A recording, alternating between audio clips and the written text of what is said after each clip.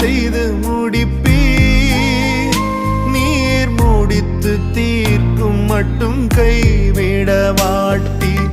என் கையை கொண்டு தொடங்கினதெல்லாம் என் கையை கொண்டே நிறைவேற்றுவீர். என் கையை கொண்டு நீர் தொடங்கினதெல்லாம் என் கையை கொண்டே நிறைவேற்றுவீர்.